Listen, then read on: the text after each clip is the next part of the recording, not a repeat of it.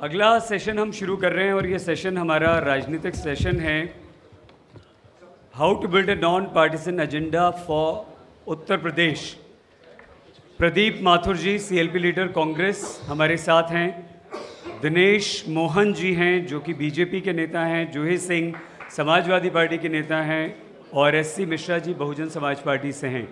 और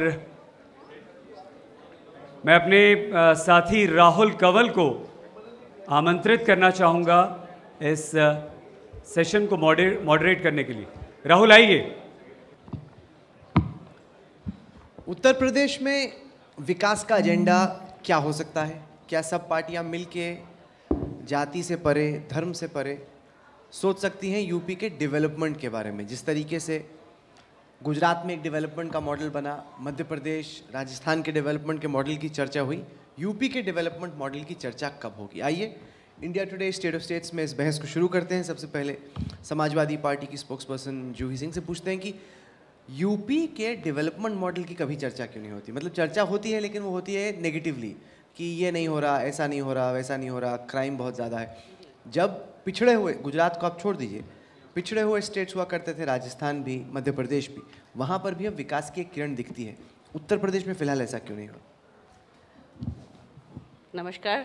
एंड उत्तर प्रदेश एक बड़ा प्रदेश है। ये कहें कि एक मॉडल उत्तर प्रदेश के लिए पूरी तरह एप्लीकेबल होगा, वो एक गैर जिम्मेदाराना बात होगी। मुद्दे वही रहते हैं, शिक्षा, स्वास्थ्य, सुरक्षा, इंफ्रास्ट्रक्चर डेवलपमेंट, जिसमें उत्तर प्रदेश पीछे छूट गया था। तो बहुत ईमानदारी से मैं कहूँगी कि जब हमारी सरकार आई थी तो हमने एक सामंजस्य इस्टेब्लिश करने की कोशिश की थी, जिसमें इंफ्रास्ट्रक्चर डेवलपमेंट एक तरफ और सोशल सेक्टर एक तरफ, चाहे वो प्राइमरी शिक्षा हो या रोड्स का डेवलपमेंट हो, साथ ही ऐसी परियोजनाओं का सृजन हो जिससे रोज़गार आए। आईटी सिटी हो, मेट्रो जिसको हम ला रहे हैं, और एक एनवायरमेंटल पोल्यूशन से भी उसको जोड़ते हैं। तो संवेदनशील तरीके से बुंदेलखंड, पूर्वांचल, हर जगह की अलग रिक्वायरमेंट है, हर जगह का एक अलग मॉडल होगा और हमें इसमें टाइटल होगा, होना चाहिए, ऐसे क्यों बोल रही हैं आप? अभी विपक्ष में नहीं है, आपकी सरकार है। आई होप विपक्ष में कभी ना हो। टाइटल आपका ये है कि how to evolve an agenda which is non partisan और जो उत्तर प्रदेश में एप्लीकेबल हो। उसको ध्यान में रखकर मैं बोल रही थी कि ये ऐसे मुद्दे हैं जिसमें किसी पार्टी को साथ काम करने में भी परहेज़ नहीं होगा, और हमने किया भी है। जब हमें केंद्र सरकार से पैसा चाहिए तो हम उनसे मांगते हैं, ये भी हमारा अधिकार है। फिर शिकायत भी करते हैं कि शिकायत भी करते हैं कि पैसा नहीं मिला या समय पर नहीं मिला, और वो हमें देते भी हैं। आई विल नॉट से कि नहीं मिलता है, लेकिन मिलता भी है और प्रोजेक्ट के तहत हम मांगते भी हैं। तो ये एक कोऑपरेटिव फेडरलिज्म का स्वरूप है। चुनाव लड़ते हैं और मुखर रूप से लड़ेंगे, आरोप प्रत्यारोप भी आएंगे, लेकिन ये सब चीज़ें हैं जिस पे हमें लगता है कि all parties are agreeable. Models बदलेंगे। गुजरात में कोई ज़रूरी नहीं है कि जो एप्लीकेबल हो या सक्सेसफुल एक सेक्टर में रहा हो वो दूसरे सेक्टर में सक्सेसफुल नहीं है। जहाँ कुपोषण की समस्या गुजरात में बहुत है, महिला स्वास्थ्य की वहाँ पर बहुत समस्या है, लॉ एंड ऑर्डर आपने अभी कोट किया, छत्तीसगढ़, राजस्थान, तो उत्तर प्रदेश का नाम ज़रूर आता है, लेकिन वहाँ भी मध्य प्रदेश में ये समस्याएं आती हैं। तो राज्य स्तरीय पे समस्याएं हैं, एंड आई होप दैट हम इन सब मुद्दों पर ज़रूर मिलकर काम कर पाएंगे। दिनेश जी, चर्चा ये हुई खासतौर से सपा की तरफ से कि पहले यूपी में कोई विकास का मॉडल था नहीं, लेकिन अखिलेश के रहते काम हुआ है, पहले से बहुत ज़्यादा काम हुआ है। और समाजवादी पार्टी सरकार का ये दावा है कि कहीं ना कहीं एक यूपी का मॉडल आहिस्ता आहिस्ता नज़र आना शुरू हो रहा है। आप रतन टाटा का हाल का बयान देखें, कहते हैं कि जब जब आते हैं उन्हें विकास नज़र आता है। इस तरह की चीज़ उन्होंने गुजरात के बारे में कही, अब रतन टाटा जैसे उद्योगपति यूपी के बारे में भी कहने लगे। देखिए, जहाँ तक गुजरात का प्रश्न आपने किया, आदरणीय जूही जी ने कहा कि महिलाओं के स्वास्थ्य के संदर्भ में वहाँ पे व्यवस्थाएं नहीं हैं, तो मैं चाहूँगा कि वहाँ पर देखना चाहिए लोगों को जाके। गाँवों में आपको शायद ही कोई गाँव ऐसा मिलेगा तहसील स्तर पर जहाँ पर चिकित्सालय नहीं होंगे। स्वास्थ्य हेल्थ कार्ड जो आज इतना पॉपुलर है, कोई भी स्वास्थ्य बीमा वहाँ पर है कि किसी को सरकारी स्तर पे जो हॉस्पिटल्स हैं वहाँ पे उसको सस्ती और निःशुल्क दवा आसानी के साथ में प्राप्त हो जाती है। उत्तर प्रदेश में मॉडल का जहाँ तक प्रश्न है, कई सालों से, यानी 15 साल से तो हम कह सकते हैं सपा या बसपा की सरकार रही है। प्रोग्रेस क्या हुआ है, ये विश्लेषण का प्रश्न है। किसी भी प्रदेश का जो डेवलपमेंट होता है उसका सबसे बड़ा आधार होता है अपराधीकरण का समूल नाश। जहाँ पर आपराधिक कृत्य होते हैं वहाँ पर न तो उद्योगपति आते हैं, न ही वहाँ कोई विकासोन्मुख कार्य हो पाते हैं। और मैं समझता हूँ आज जो अपराधीकरण है उत्तर प्रदेश में, उसकी स्थिति शायद तमाम प्रदेशों से बदतर स्थिति में है। जहाँ तक चिकित्सा का प्रश्न है, अभी गांवों तक पहुँचने की जो रफ्तार है वो काफ़ी धीमी है। शिक्षा का जो हब होना चाहिए था उत्तर प्रदेश के विभिन्न जिलों में, वो पहले से ही लखनऊ तक सीमित है या कुछ और महानगर को ले लें वहाँ तक सीमित है। जब हम चिकित्सा, स्वास्थ्य के साथ साथ और पर्यावरण का संतुलन है वो निश्चित रूप में बिगड़ रहा है। हम कौन सी चीज़ें दे पा रहे हैं, कौन से नए उद्योग लगा पा रहे हैं। मेट्रो की जहाँ तक बात आती है, केंद्र सरकार ने मेट्रो का 50% दिया, कई हज़ार 3,000 करोड़ से ऊपर का जो उसकी गारंटी लिया है। हम केंद्र सरकार पैसा दे रही है, सरकार में आने के बाद शायद एक हफ्ता नहीं बीता होगा, 32% जो राज्यांश मिलता था यहाँ से, उसको बढ़ाकर उन्होंने 42% कर दिया। कई लाख करोड़ रुपया बगैर मांगे प्रदेश को मिल गया। अब उसका सदुपयोग कैसे प्रदेश करेगा, ये प्रदेश पर निर्भर करता है। उन्होंने सकारात्मक प्रयोग किया या नकारात्मक प्रयोग किया, ये तो अब चुनाव आने वाला है, चुनाव में इसका जनता निर्णय करेगी। लेकिन इतना जरूर है कि चुनाव की जो दृष्टि है उसमें सबको मिलाकर चुनाव जो होता है वो अच्छा होता है जी। आज हम चुनाव को सबको मिलाने की जगह हम एक परिवार को नहीं मिला पा रहे, एक सरकार के मंत्रियों को नहीं मिला पा रहे, एक अधिकारियों को नहीं मिला पा रहे। क्या ये प्रशासनिक फेल्योर नहीं है? क्या हम एक अच्छे एडमिनिस्ट्रेटर हैं, इसका मतलब है कि जो हमने ऑर्डर किया है उसको एग्जीक्यूशन पावर कैपेसिटी कैसी है, चलिए वो भी देखने का प्रश्न है। अब यहाँ पे प्रदीप माथुर जी की स्थिति थोड़ी सी अजीब है। उनको अगर पूछा जाए कि समाजवादी पार्टी की सरकार ने अच्छा काम किया है कि नहीं, उनको ये सोचना होगा अगर चुनाव साथ में मिलकर लड़े तो मैं अच्छा बोलूँ कि बुरा बोलूँ। तो बताइए प्रदीप जी, क्या कहेंगे आप? अगर देखा जाए यूपी का मॉडल, फिलहाल आप विपक्ष की भूमिका में हैं कि अलायंस पार्टनर की भूमिका में? देखिए, अभी तक तो हम विपक्ष की भूमिका में रहे हैं। अभी तक अलायंस अभी आने वाला समय बताएगा कि अलायंस किस तरह से होता है और किन कंडीशंस पे होता है। अभी तक हम विधानसभा में बराबर आक्रामक रहे और बराबर हम समाजवादी पार्टी की अच्छे कामों की तारीफ करी और गलत कामों पे आक्रामक रहे।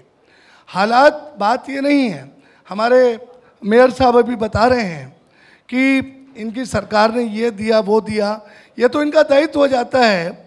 चूँकि 73 सांसद उत्तर प्रदेश के इनको मिले हैं और हमारे प्राइम मिनिस्टर साहब भी उत्तर प्रदेश से हैं, इनके कुछ इम्पोर्टेंट मिनिस्टर्स भी यूपी से हैं। ये तो इनका फर्ज बनता है कि ये पैसा दें, और कोई एहसान नहीं कर रहे। जब हमारी सरकार थी, चर्चा कर रहे हैं यूपी के विकास के मॉडल की, आप मोदी की आलोचना करना शुरू कर रहे हैं। हम अटैक नहीं कर रहे, फिलहाल यहाँ पे सरकार देखिए विकास की बात कर रहे हैं हम। अभी हम इनकी बात का भी जवाब देते हैं। आपने मुझे बीच में रख रखा है। I am in a fix, I am in a fix. I cannot talk of this side, I cannot talk of this side. नहीं तो I have to talk. अगर मैं जूही जी को वहाँ भेज के आपको यहाँ बैठा दूँ तब भी आप फिक्स में होंगे। तब भी आप फिक्स में होंगे, ऐसा नहीं कि तब अनफिक्स हो जाएगा। I am not saying कि आप कह रहे हैं, ये तो I am accepting that I am in a fix. I cannot talk about them. I will talk about them, but I have to see the pros and cons. Point ये है कि विकास होना चाहिए, सबको मिलकर विकास करना चाहिए। केंद्र सरकार को पैसा देना चाहिए, प्रदेश सरकार को पैसा ठीक से लगाना चाहिए। मैं ये कहना चाहता हूँ कि पैसा जो हमारे मरहूम नेता राजीव गांधी जी कहा करते थे, जो ऊपर से पैसा चलता है वो मुश्किल से नीचे जाके 20% लग पाता है, और ये हालात तब से आज तक बदले नहीं है। मतलब आप कितने गर्व से कह रहे हैं ये? जी, मतलब आपकी सरकार थी इतने साल, आपकी नहीं, मैं कह रहा हूँ ना, हालात बदले, हालात ये आप बदल नहीं पाए। हालात ये हैं कि कोई भी नहीं बदल पाया।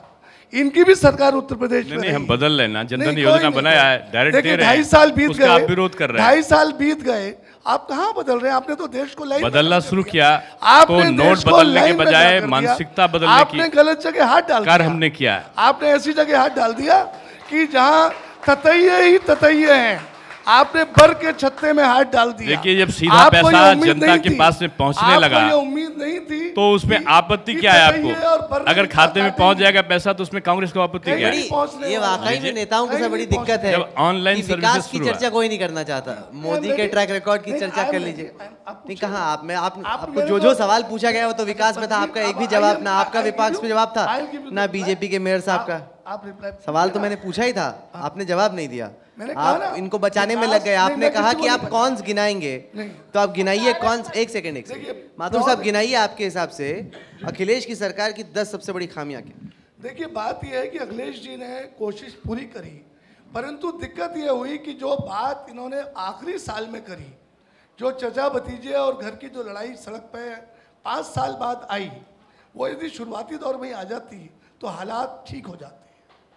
पहले ही कॉम्बिनेशन हो जाता आपका। नहीं, पहले ही लड़ देना चाहिए था। फिनिश नहीं होता, सेटलमेंट्स हो जाते। हम तो पहले दिन, आप यदि मेरी स्पीचेस देखें उठा के विधानसभा की, तो मैंने ये कहा कि कई पावर सेंटर्स हैं और मुख्यमंत्री को खुल के बैटिंग नहीं करने दी जा रही है। प्रदेश में दरोगा राज है, एक जाति विशेष के दरोगा ही काम कर रहे हैं।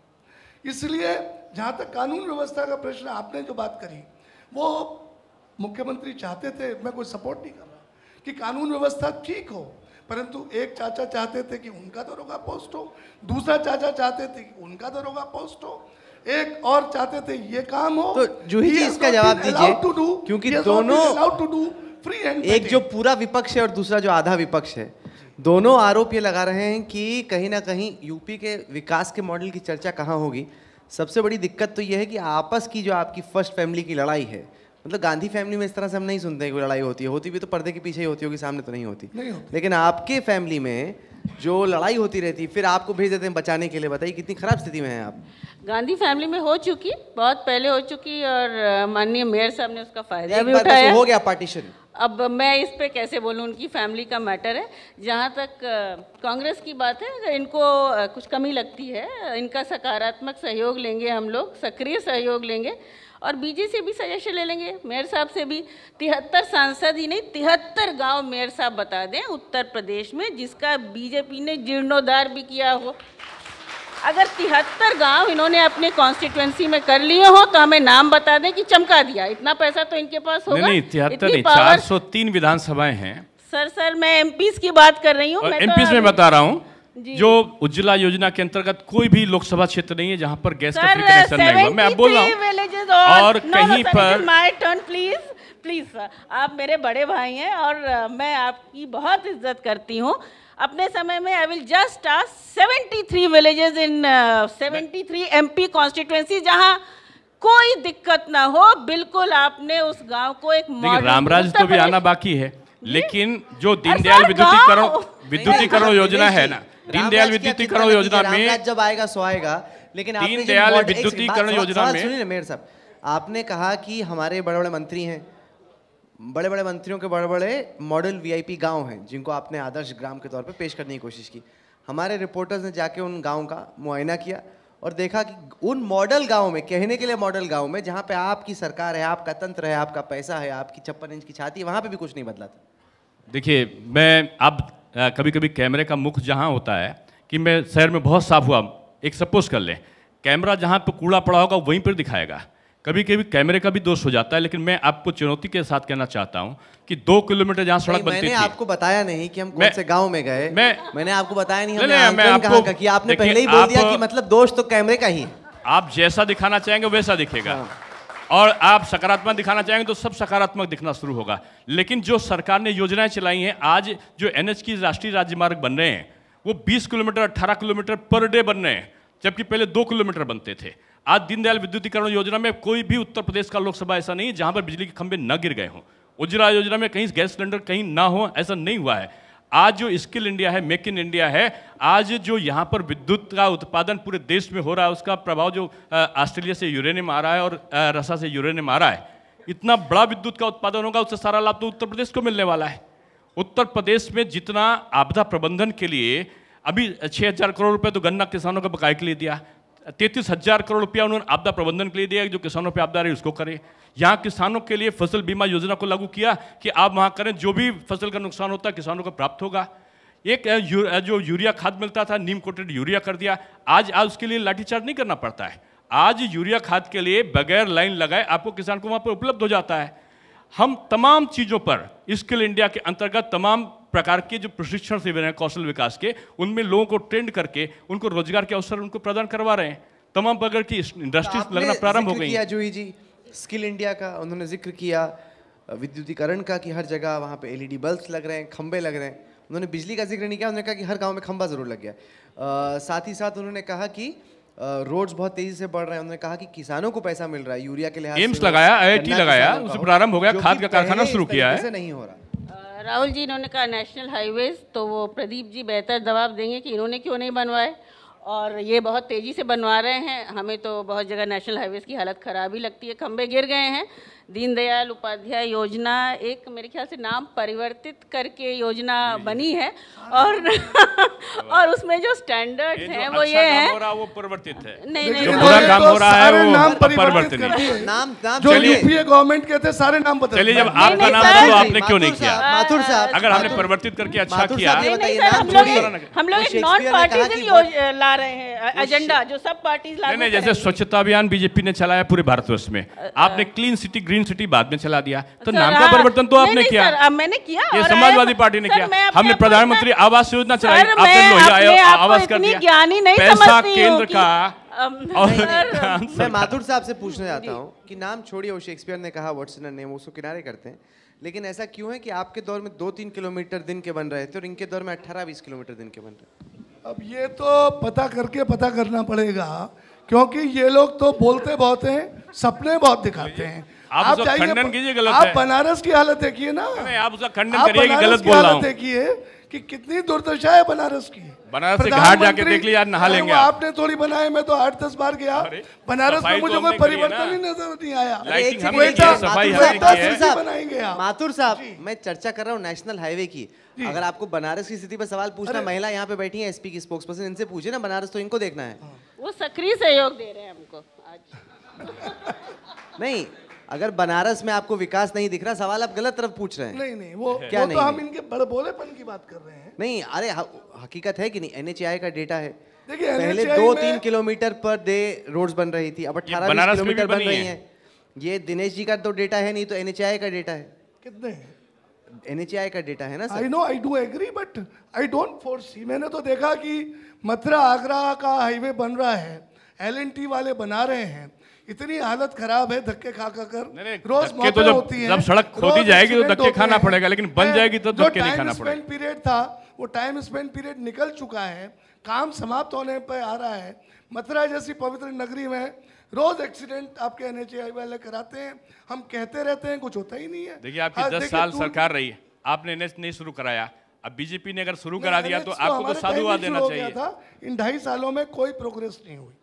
हम तो, आप डेटा स्टैटिस्टिकल सही करने में बहुत माहिर लोग हैं, आप डेटा बेस्ड ही पार्टी हैं और कृष्ण डेटा पे सर्किट, चलते हैं। कृष्णा सर्किट बनाया है, कई 1000 करोड़ का पैकेज जो केवल आपको मथुरा में मिल गया। आप जो 84 अभी करोड़ कहाँ- का उसकी अभी कहाँ परिक्रमा है, शुरू कहाँ हुआ व्यायाम है स्थल सर? है। कहाँ हुआ? अरे, शुरू कहाँ हुआ? अभी दिया है ना, अरे पैसा नहीं, रिलीज नहीं, किया नहीं, है, नहीं, कोई उत्तर पैसा प्रदेश नहीं है। सरकार जब शुरू कोई करेगी पैसा तब वो नहीं शुरू है। होगा। कोई अच्छा, पैसा मुझे ये नहीं है। बताएं खत्म करने से पहले, क्योंकि अखिलेश जी थोड़ी देर में आने भी वाले हैं, उनका बड़ा दावा ये है कि फर्ज कीजिए आप हमारा नोएडा से लेके लखनऊ तक का हाईवे देखिए, हालांकि अभी पूरा बना नहीं है, लेकिन ऑलमोस्ट बन सा गया है। चुनाव से पहले कोशिश कर रहे हैं कि बाकी रफू हो जाए, लेकिन वो है भी मिसाल, जब बन जाएगा पूरा तो कम से कम उन्होंने कहा कि हमने कोई विकास का मॉडल तो दिखाया, इतना बड़ा एक एक्सप्रेसवे तो बना है। ना देखिए, जो उससे वो तो एक एक्सप्रेसवे दिखाया, लखनऊ में आउटर रिंग रोड देख लीजिए, क्या 1000 करोड़ का बन गया है, सर, बन कहाँ रहा है बना? शुरुआत। अरे पैसा दे दिया उत्तर प्रदेश अरे सरकार सर, को। अब शिलान्यास हो गया। आप अगर जमीन नहीं दें, अब हमने जमीन- केंद्र सरकार अब ने आप पैसा कहाँ से देंगे? अलॉट आपने किया है। जनता को तो लाइन में खड़ा कर आपने दिया। हरदोई रोड तक का यहाँ पर 4 लेन का पूरा पैसा यहाँ पर आ गया है।